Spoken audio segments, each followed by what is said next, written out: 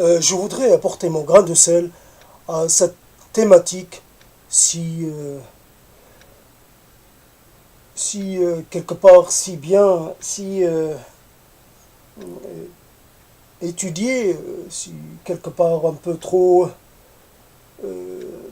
exposée que celle de l'altérité, de l'autre, de la différence.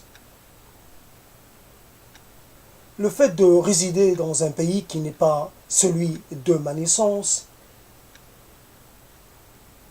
fait que avec les années qui passent, fait que j'ai une perception de ce qu'est la différence, de ce qui est la relation à l'autre, qui peut être considérée comme pertinente par certaines de ces approches. Pertinente pourquoi? Parce que la rencontre avec le français, avec la France, la rencontre avec d'autres cultures, mais que j'ai rencontrées en France, des gens qui viennent d'Allemagne, des gens qui viennent d'autres pays d'Europe ou d'Asie, d'Afrique subsaharienne, fait qu'on expérimente cette relation à l'autre de façon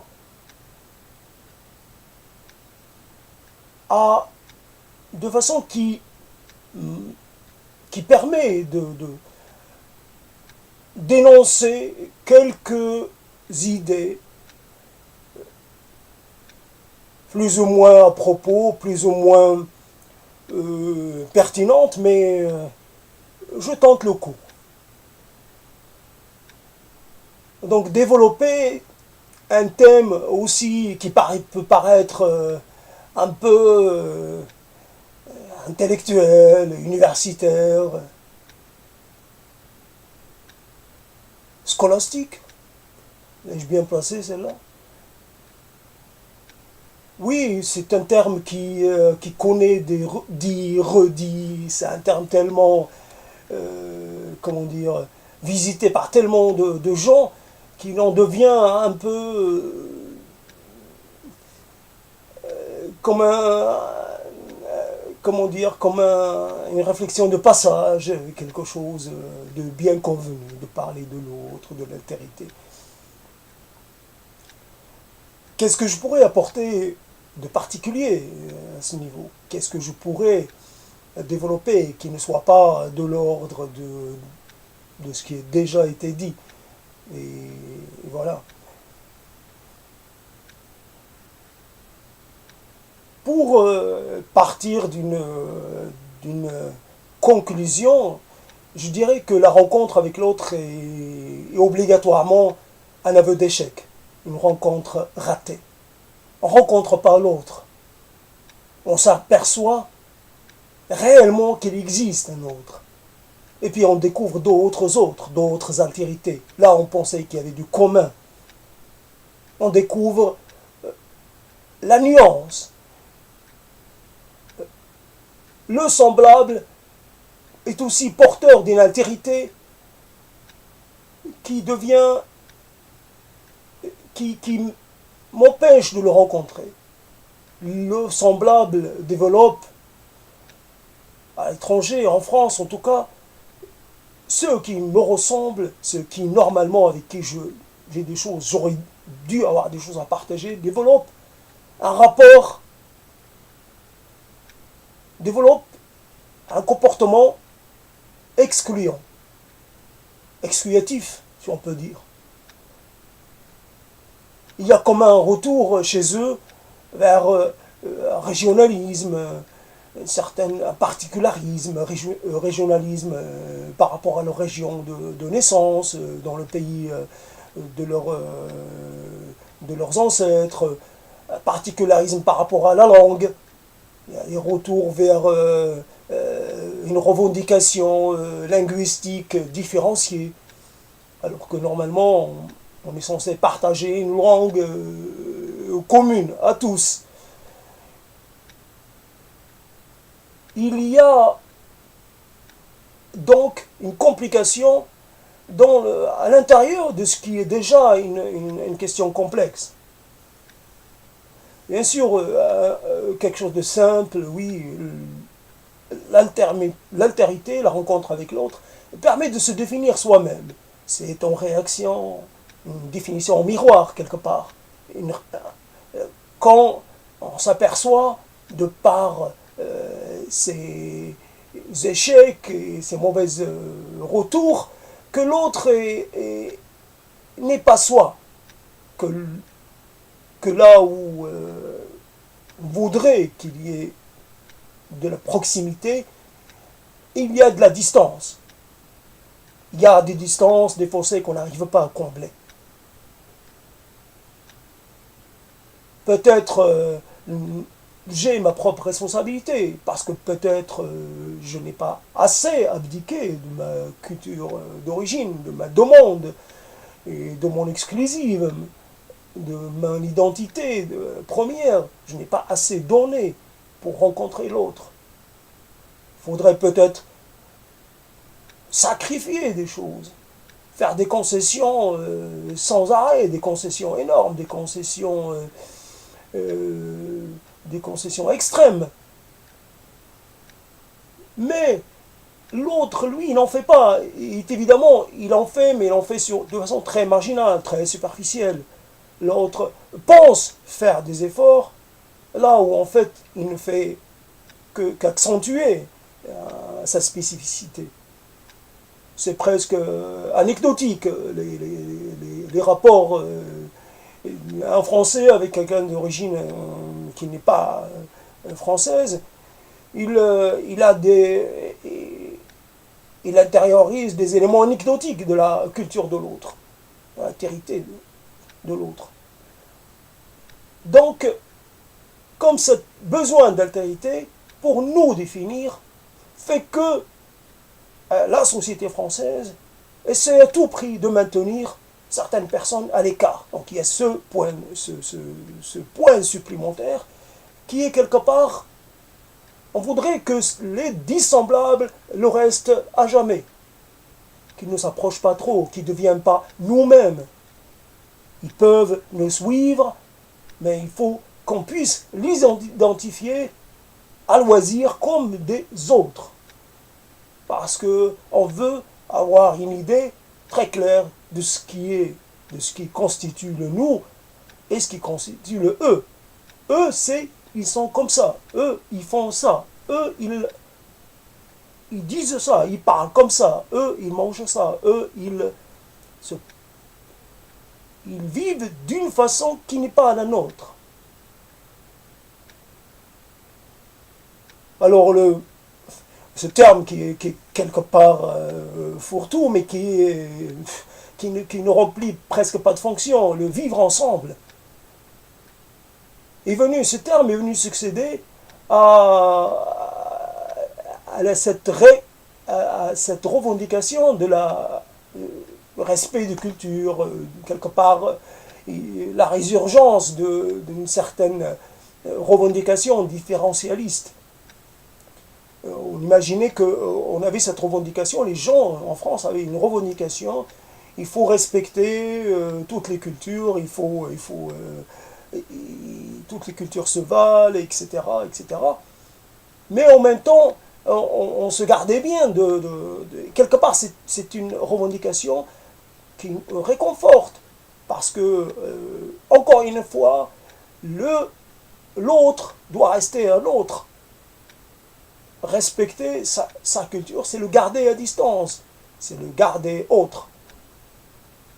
Alors, l'altérité, c'est un long cheminement pour se rendre compte à quel point cela est vrai, que ce terme, il a bien une signification presque physique. Soi-même, le regard, face au miroir, il y a comme un décalage entre soi et le soi vue à travers un miroir. Alors imaginons le décalage par rapport à la perception qu'on a de nous-mêmes et la perception qu'a l'autre de nous. Il y a quelque chose de l'ordre de la, comment dire, de la mauvaise perception, de la perception, et, comment dire, on peut, on peut avoir de soi une idée comme quoi on fait partie d'un ensemble, mais la simple apparence physique, ce qu'on revoit à l'autre fait que cette perception d'un tout, d'une certaine citoyenneté commune, d'une appartenance commune, vole en éclats. Revendiquer la citoyenneté, revendiquer l'égalité, revendiquer peut-être la fraternité. Mais là, la fraternité suppose que je suis frère d'un autre. Alors que l'égalité, elle est plus l'autre qui est je suis frère, mais l'autre reste l'autre. L'égalité est aussi un maintien de la frontière, mais une frontière entre deux égaux, entre deux personnes d'une égale valeur, d'une égalité en droit, égalité, etc. Et là, il y a un problème. Il y a un problème parce que l'autre il grandit dans cette... le français, en tout cas, il grandit dans cette vision très, comment dire, supérieure, une vision positive de lui-même. Il est héritier d'une civilisation, d'une révolution, d'un siècle des Lumières, d'une révolution industrielle, comment dire, il a apporté la civilisation ailleurs, la médecine, le progrès technique, les villes modernes, le confort moderne. Il se situe, quelque part, le français se situe dans ce registre-là. Et l'autre, qui n'est pas le français, justement, qui est peut-être l'africain ou l'asiatique, il réside ailleurs. Il est quelque part, il n'a pas fait l'histoire, ou il a fait l'histoire de façon marginale. Ces faits de civilisation sont très anciens, sont caducs. Il n'a pas sa place dans la revendication d'une patrimonialité de la civilisation actuelle. Ce n'est pas son patrimoine. Il en profite, il peut donner des coups de main, mais ce n'est pas un fabricant de civilisation. Il n'est pas un héritier. C'est un usager, en quelque sorte. Il y a ce récit historique. Nous avons des récits parallèles, souvent opposés, nous cheminons parallèlement. Arrive le moment où nous nous confrontons, nous nous trouvons en situation d'opposition, en situation de conflit. Et nous nous revendiquons autre, nous nous revendiquons d'un patrimoine. Certains ont un patrimoine difficile à mettre en lumière, à mettre en visibilité. Il y a eu un tel qui a fait ça, il y a un tel. Alors que là, on a en face de soi un corpus de choses. Le français peut se revendiquer d'un corpus, d'un ensemble de choses très, très visibles. Il peut témoigner comment dire, il a ses preuves devant lui de la supériorité de sa civilisation, de ses référents ou de ses références. Donc, la différence, c'est le maintien d'un discours ou d'une culture de la différentialisation est évidemment producteur de hiérarchie, producteur de division. Qu'est-ce qui fait que la revendication peut être considérée comme légitime? En quoi le patrimoine qui m'a été, dont je me revendique, est réellement mien et non pas, et, et, et pourquoi il ne puisse-t-il pas être revendiqué par un autre?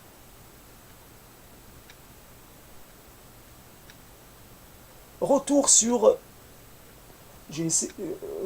concentrons-nous sur un thème, le thème de l'altérité. Je déborde un peu. L'altérité, c'est quoi? Si ce petit, ce petit, euh, euh, cette petite nuance de la couleur de peau, cette petite chose, ce petit halo qui fait que, que on perçoit, il n'est pas blanc, il est coloré, il est, quand on veut bien faire, on dit qu'il est doré, il est bronzé, ça reste positif. Quand on veut être moins positif, on dit qu'il est mat, on dit qu'il est gris, on dit qu'il n'est pas blanc de toutes les façons. Donc l'invention de cette nouvelle catégorie de la blanchitude et ajoute encore à ce discours de la différentialisation.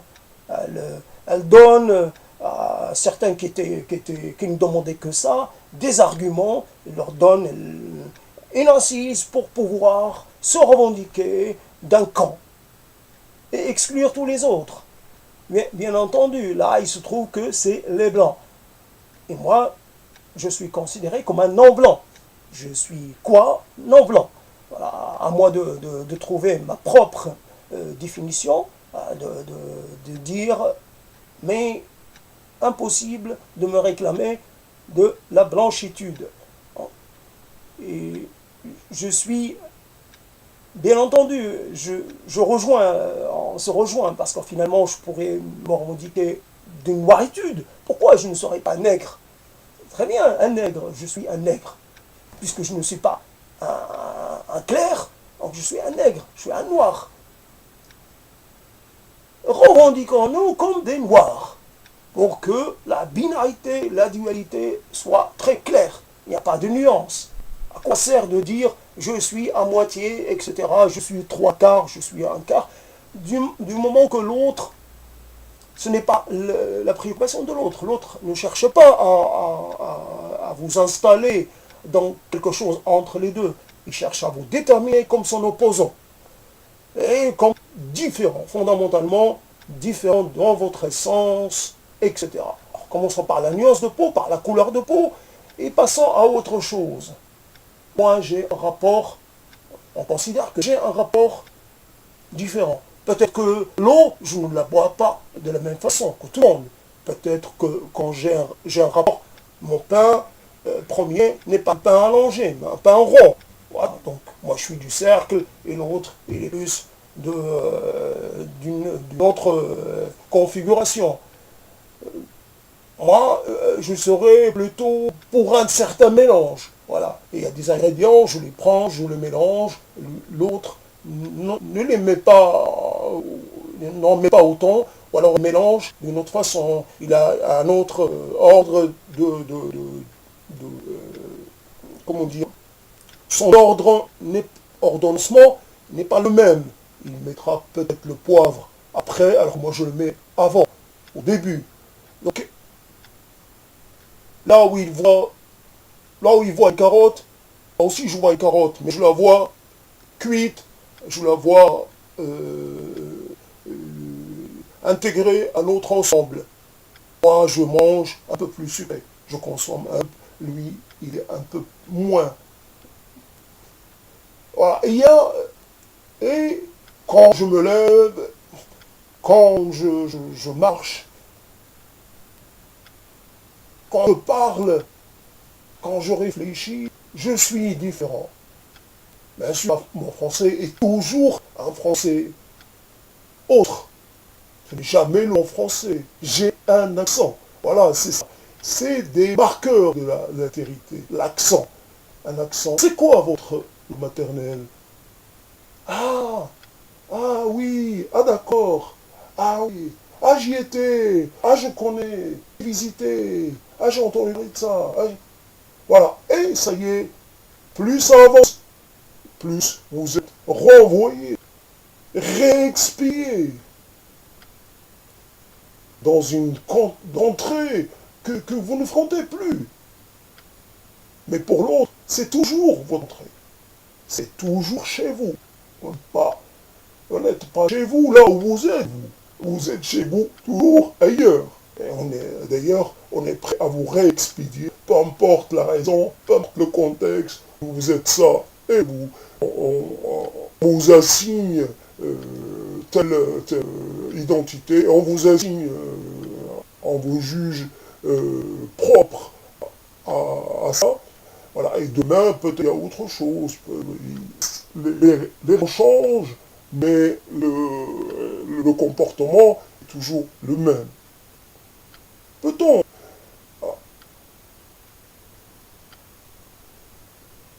Tout cela est évident, et tout cela est sous-entendu, et n'est pas dit clairement. D'ailleurs, on n'a pas tous les jours l'occasion de voir se vivifier ce discours, la différenciation. Quelque chose qui est présent, qui est permanent, mais qui n'est pas toujours audible. Donc, vous avez le choix, quand vous avez le luxe d'être désigné comme l'autre et subir tous les outrages qui accompagnent cette désignation, quelque part, cette infamie. Vous suivez infamie, parce que vous avez ce péché, vous êtes porteur de ce péché originel, d'être né ailleurs, celui d'être différent. C'est un péché qui vous colle à la peau, il n'y a certainement pas de sueur pour vous aider à vous en débarrasser. Il n'y a pas de salut, il n'y a qu'à mourir étranger, un étranger, mourir avec votre, avec votre français accent, hein, et puis voilà. Si vous êtes pas sujet à la, comment dire, vous êtes invisible. C'est un terme qui, quelque part, peut y avoir ce manque de présence. Vous êtes lié dans un ensemble qui est indifférent. Soit il y a la dimension, soit il y a l'inférence. Entre les deux, il n'y a pas de nuance d'indifférence. Il y a la différence pour. C'est un moyen indirect, un moyen subtil pour des longues distances. L'indifférence. Je ne me mélange même pas, je n'ai même d'opinion, je n'ai pas à employer. Notre ami, il ne peut être porteur de désagréments, il n'est jamais le bien fondamentalement. L'étranger est source de cas. C'est quelque chose, ce n'est pas qui sont mises en cause. Une certaine nation. C'est qu'un n'est pas innoffensif de la mission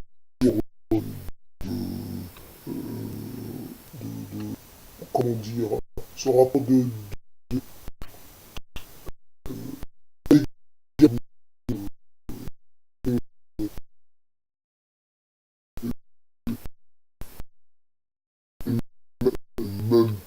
vient de tout aux environnements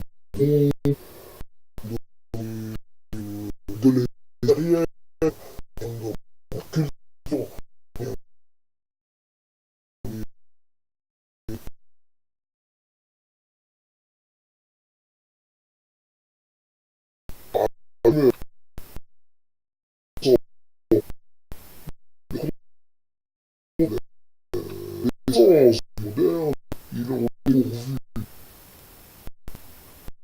Bien chercher où en France.